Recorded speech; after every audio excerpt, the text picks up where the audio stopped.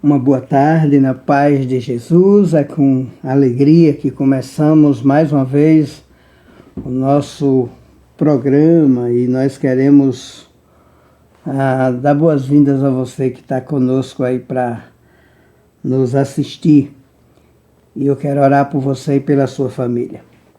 Senhor Deus, nosso Pai, obrigado por essa oportunidade que Teu Espírito Santo possa nos iluminar e iluminar nossos ouvintes para que a Tua Palavra possa alcançar cada coração.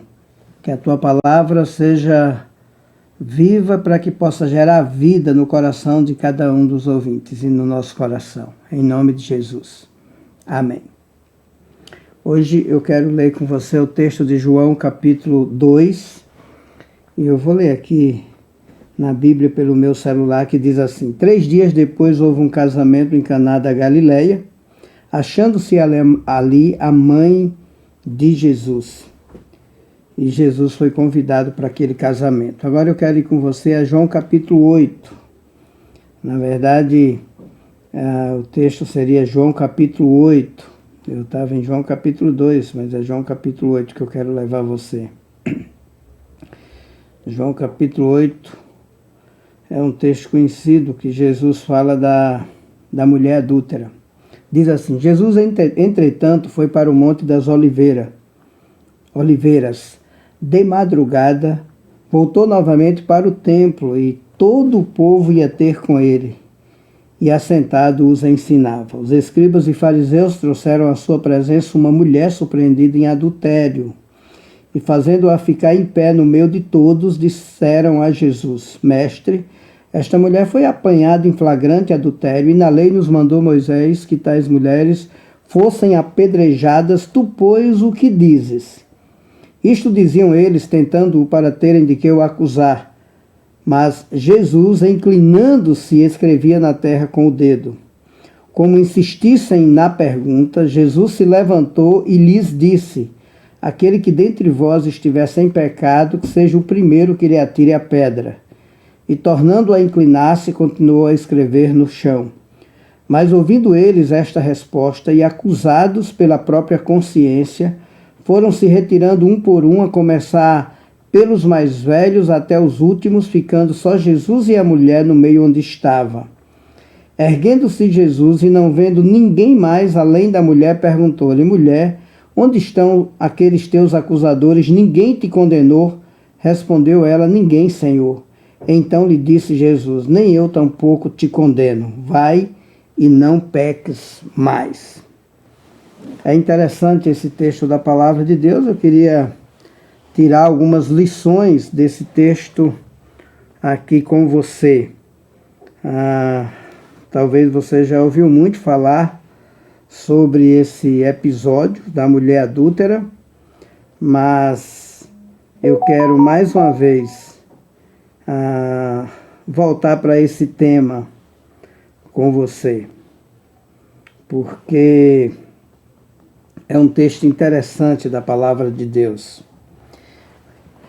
Esse evento, só para você saber, ele ocorreu no átrio do templo em Jerusalém, e o átrio do templo era um lugar de celebrações, de festividades. Era um lugar onde muita gente se reunia regularmente para participar das solenidades das mais variadas, fossem festivais políticos, festivais religiosos. O templo, no seu átrio exterior, era o grande lugar de encontro da comunidade judaica. E diz o texto aqui que Jesus estava no átrio do templo, com muita gente à sua volta. Ele tinha dormido no Monte das Oliveiras e de lá viera e entrara no átrio do templo e começara a ensinar a palavra de Deus, e uma multidão de pessoas se reunia e se juntava à volta dele.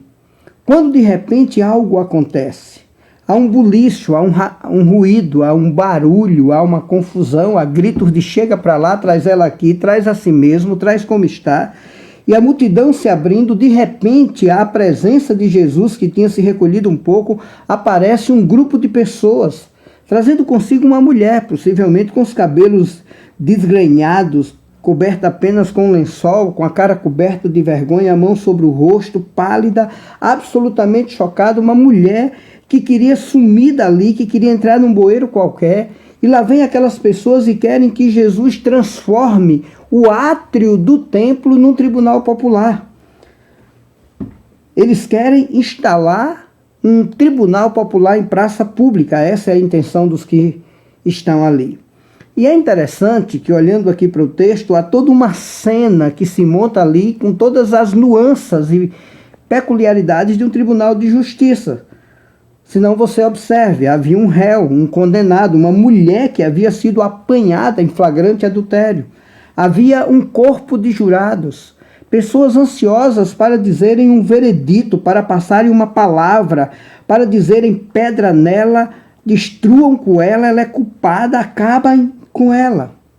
Havia ali também pessoas com atitudes profundamente acusativas, promotores públicos, tensionando arrancar de dentro de si todas as razões possíveis e plausíveis para que a mulher fosse condenada. Eles queriam que Jesus fosse transformado no juiz desse tribunal popular.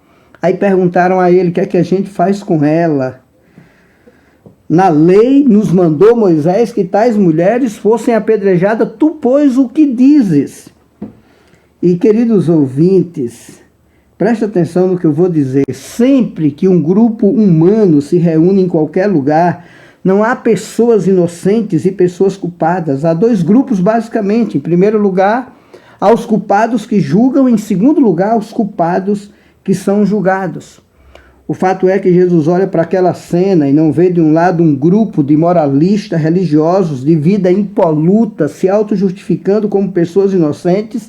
Também não olha para o outro lado e enxerga apenas uma mulher que merece toda a condenação, nada disso. Ele olha, não vê inocentes e culpados, ele olha e ele só vê culpados. O réu é culpado? É. Os promotores de acusação são culpados? São. Na verdade, não há ninguém ali que se exima, que possa bater no peito e dizer: eu não faço parte do grupo dos culpados. Ele só vê culpado naquele tribunal. Talvez você tenha sido vítima de um tribunal popular diariamente. Mas a minha grande expectativa é que hoje, ao ouvir essa palavra de Deus, você não saia daí carregando no peito o peso avassalador da culpa e da condenação, mas que você saia daí de onde você está, cheio da graça de Deus, carregando no peito paz, salvação, perdão, uma vida transformada, com horizontes novos, com perspectivas novas, progressões novas para existir, porque ao invés de receber a condenação que achata e que esmaga, você pode receber a salvação e o perdão, porque Jesus perdoa pecado e devolve a gente para a vida com a cabeça erguida. O que eu acho interessante é que esse texto fala desses dois grupos com extrema clareza. E é por isso que eu gostaria que você prestasse muito atenção no que estou dizendo, porque afinal de contas você pertence a um desses dois grupos aqui. Em primeiro lugar, ao grupo dos pecadores culpados, esmagados. E aí você diz: e quem são eles? Eles são simbolizados aqui nesse texto por essa mulher. Essa mulher que foi pego em adultério, essa mulher que foi trazida à praça pública, essa mulher que foi exposta à vergonha pública. Essa mulher simboliza esse grupo de pessoas culpadas, apanhadas em flagrante, com a mão na massa, com a mão na cumbuca, apanhados em adultérios, apanhados na bebedeira, apanhados no homossexualismo, no lesbianismo, apanhados tomando droga, apanhados roubando, apanhados fazendo corrupção, apanhados subornando, apanhados fazendo alguma coisa ilícita, errada, são apanhados. E eu sei, eu não preciso ser profeta para saber que convivemos diariamente com muita gente desse grupo dos flagrados, dos expostos à vergonha pública. Gente que carrega uma tatuagem moral, gente marcada com alguma coisa que leva os outros a dizerem: esse tipo de gente não presta, tem que ser escorraçado do nosso meio. Esses são objetos do julgamento humano, acerca dos quais as pessoas perguntam: o que é que a gente faz com ele? A gente destrói, a gente não destrói? Eles estão ali apenas para serem objeto do julgamento dos outros, da sociedade, dos parentes, dos amigos, das religiões. Gente que existe para ser objeto das considerações legalistas dos outros. Você que me ouve aqui nesse momento, e você que vier a me ouvir através das redes sociais, ou gente que convive com pessoas que carregam no peito, ou carregam no peito vergonhas das mais variadas. Gente que abortou, não queria que ninguém soubesse, mas isso veio à tona e agora vive envergonhada. Gente que traiu a esposa, nunca mais se perdoou por isso, vive igual um verme. Gente que está aí sendo apanhada, sendo flagrada todo dia em situações constrangedoras que o envergonham. Gente que perdeu a capacidade de andar de cabeça erguida. Gente que está aí destroçada, julgada. Gente para quem os outros olham e colocam essa marca, esse clichê, tatuaram você, chamam de alguma coisa. Gente que foi colocada no grupo de risco e riscada do grupo dos aceitáveis, daqueles que são recebidos com honra em volta. É a essas pessoas que esta mulher que Jesus menciona aqui representa. E se você faz parte desse grupo de pecadores julgados e esmagados, é com você que a palavra de Deus está falando agora, você que está aí me ouvindo. Mas há um segundo grupo aqui também, que é o grupo dos pecadores juízes e jurados. Primeiro é o grupo dos pecadores culpados e esmagados, e agora é o grupo dos pecadores juízes e jurados. E quem são eles? Também está aqui no texto que nós acabamos de ler.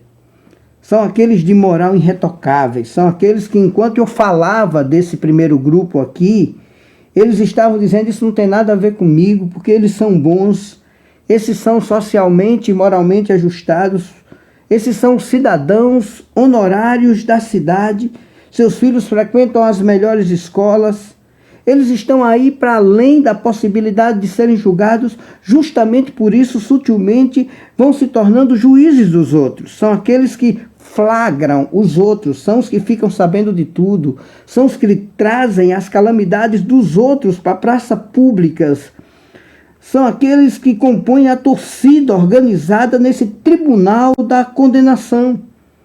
Diz aqui o texto que eles forçaram a mulher a ficar em pé na frente de todos, trouxeram o assunto para o domínio público, para a praça pública.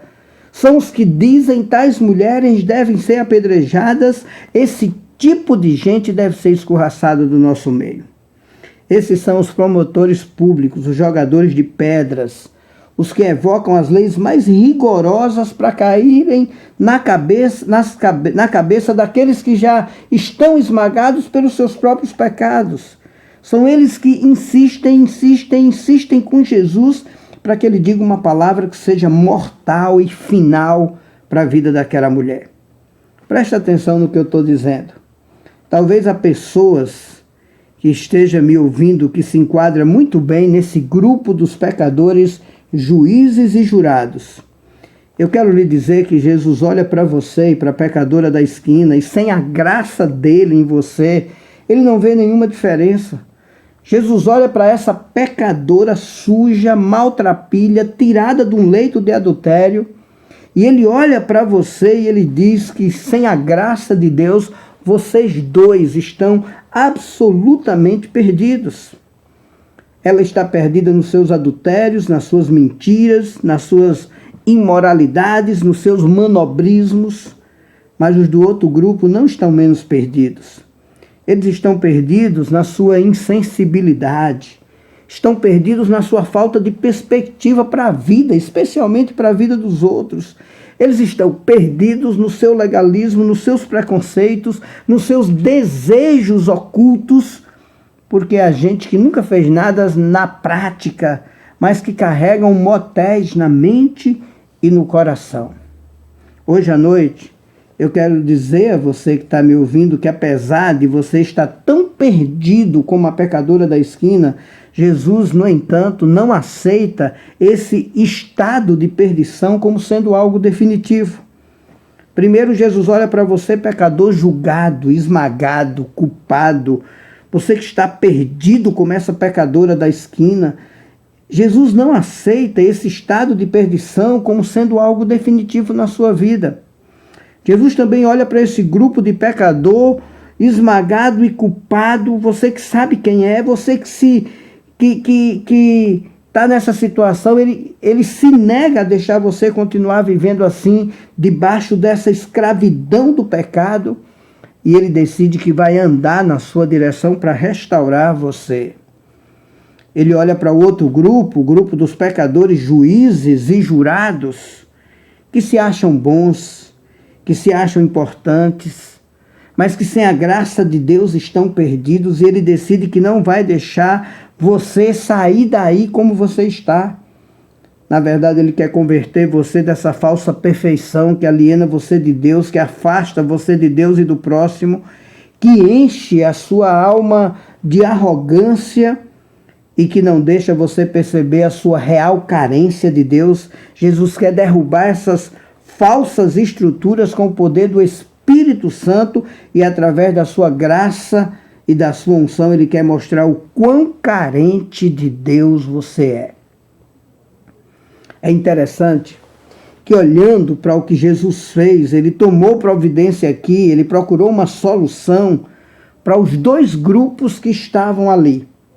Em primeiro lugar, ele olhou para aquela mulher e não aceitou que a situação dela não tivesse uma solução. Em segundo lugar, ele olhou para aqueles que o acusavam e não deixou que ficassem ali sem uma palavra que, de alguma forma, mudasse o quadro. Preste atenção. Em primeiro lugar, os pecadores ajustados, religiosos. Jesus quer sensibilizar sua consciência.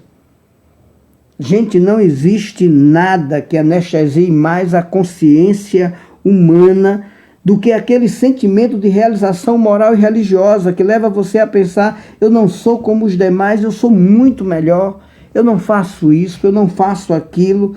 Aí a gente vai ficando pedrada. E há muitos religiosos espíritas, católicos, evangélicos, pedrados, pensando que são bons, mas são pedrados, pensando que são melhores do que os outros, mas são pedrados, pensando que são gente, mas são estátuas de pedras cheios de insensibilidades.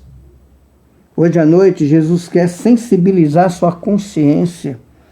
Preste atenção no que eu vou dizer, você só pode ser salvo dessa sua arrogância religiosa se você tiver uma crise de consciência tão radical como aquela que Jesus produziu ali quando ele disse: quem dentre vós estiver sem pecado, que lhe atire a primeira pedra. E aí eu pergunto, quem é que está sem pecado aí? Quem é o bom cidadão de Farroupilha? Quem é o bom cidadão desta cidade? Quem dentre vós estiver sem pecado, que lhe atire a primeira pedra.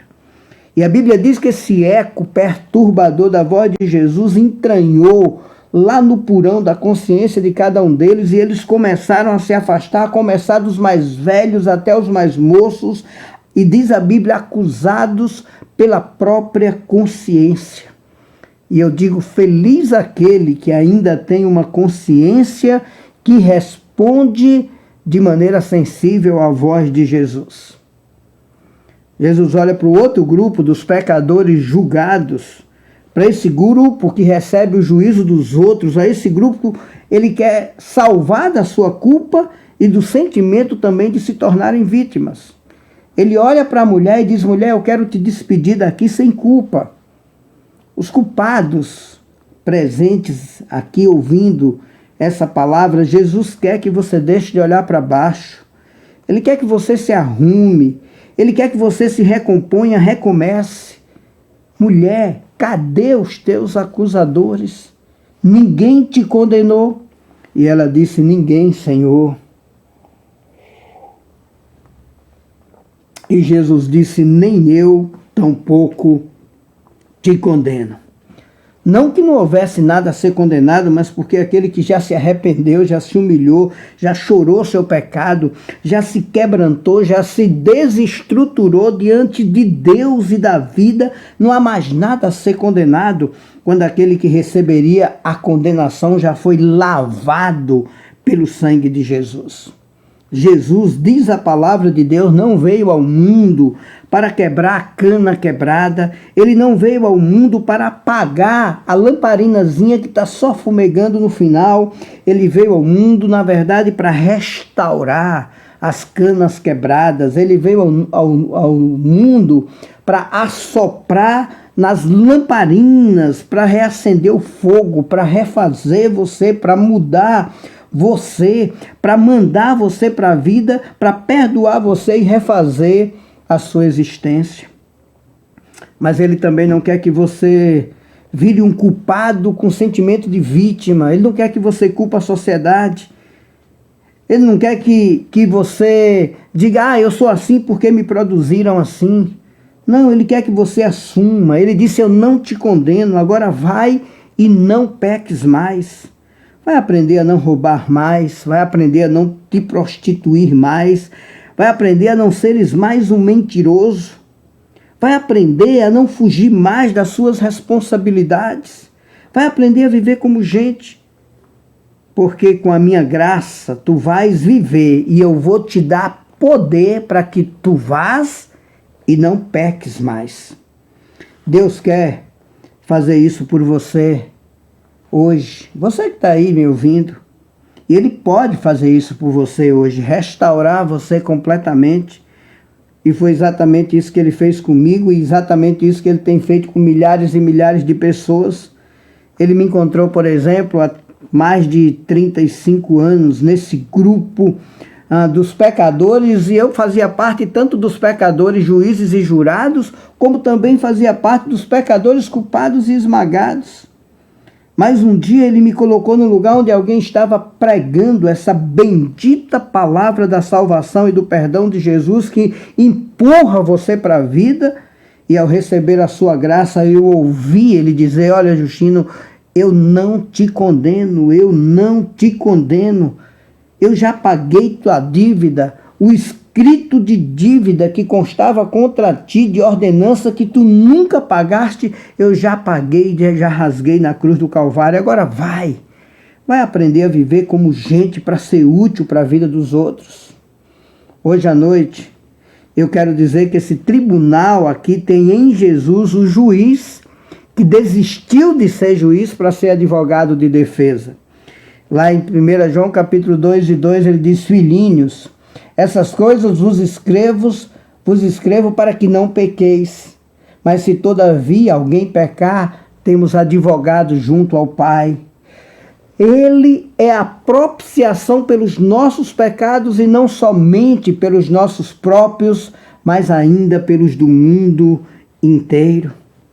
Eu quero convidar você, bom cidadão dessa cidade, essa linda cidade, você com a vida ajustada, você com essa vocação enorme para ser juiz do próximo, você intolerante, você amargurado, você duro, você pedrado, você tão cheio de moral, tão cheio de princípios, mas tão insensível ao mesmo tempo, eu quero convidar você a se converter desse seu pedestal e se derramar na presença de Jesus, consciente de que sem a graça dele em você, você é tão pecador como a pecadora da esquina.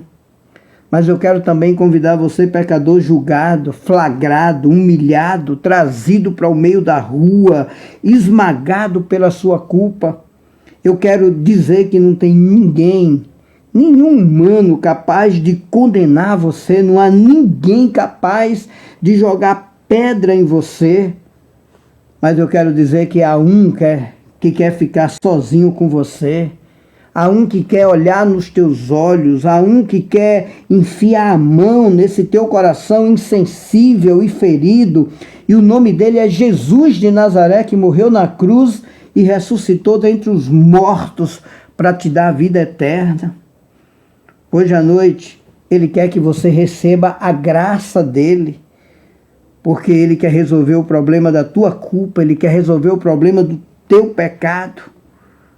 Ele quer te regenerar para que você seja um ser completamente novo. Você pecador juiz, você pecador julgado, que reconhece que é perdido e que precisa nascer de novo porque está perdido, Jesus quer que você hoje receba o mesmo perdão, a mesma misericórdia, a mesma salvação, mas você precisa reconhecer que Ele é o único Salvador e que só Ele pode olhar para você e dizer, eu não te condeno, porque eu já paguei tua dívida E agora que você se quebranta, que você se curva a mim, agora você pode ir e não peques mais. Deus rejeita os soberbos, irmãos, mas aos humildes, a Bíblia diz lá em Tiago, ele concede a sua graça. Então, peça a Deus para levar você a se curvar diante dele. Eu quero pedir que você curve sua cabeça em oração aí onde você estiver. Talvez você tenha que dizer: Senhor, tu estás no nosso meio, tu conheces o meu coração. Agora eu quero te pedir que tu olhe bem nos meus olhos e que tu digas: eu não te condeno. Eu quero ouvir isso com minha alma. Eu não te condeno. E se tu estiveres com o coração quebrantado, se tu estiveres olhando para o que Jesus fez por você na cruz do Calvário, se tu acreditares que o sangue de Jesus te purifica de todo o pecado, ele não te condena, porque quem crê nele, a Bíblia diz, não é condenado, mas o que não crê já está condenado. Então diga: Senhor, fala ao meu coração. E que Deus possa falar ao coração dessas pessoas que ele já está quebrantando e que já estão arrependidas. Talvez Deus esteja dizendo: você pecador, juiz, pecador, julgado, eu não te condeno. Agora vai para a tua família, vai para a tua vizinhança, vai para o teu trabalho, vai e não peques mais, vai e não julgas mais ninguém, vai e não adulteras mais, vai e não abortas mais, vai e não mentes mais, vai e não roubas mais, vai e não te envolvas mais com idolatria, vai e não frequentas mais os terreiros de macumba, vai e não peques mais, não peques mais, não peques mais. E se essa palavra de Deus falou ao teu coração, você pode se render a essa graça de Jesus, que aceita você, apesar de você, para fazer de você aquilo que jamais você pode ser sozinho, mas que você pode ser se você se render tão somente à graça que transforma. Reflita nessa palavra.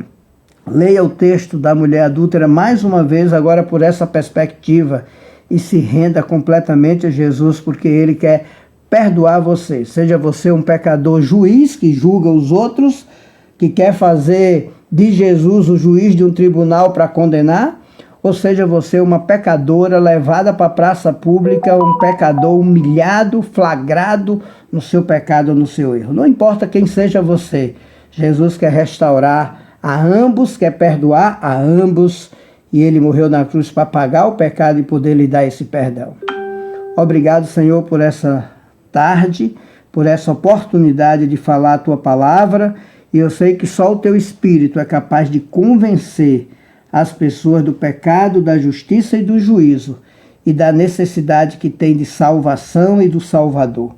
Que o Senhor trabalhe e abençoe cada família que vai ouvir essa palavra ou que esteja ouvindo essa palavra.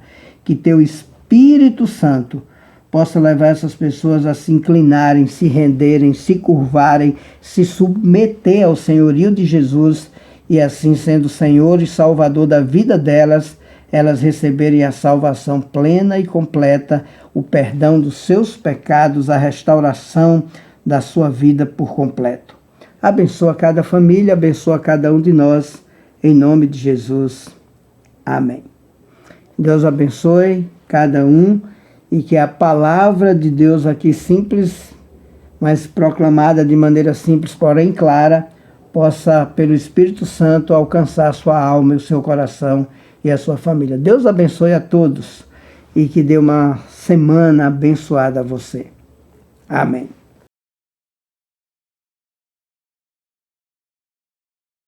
Que tem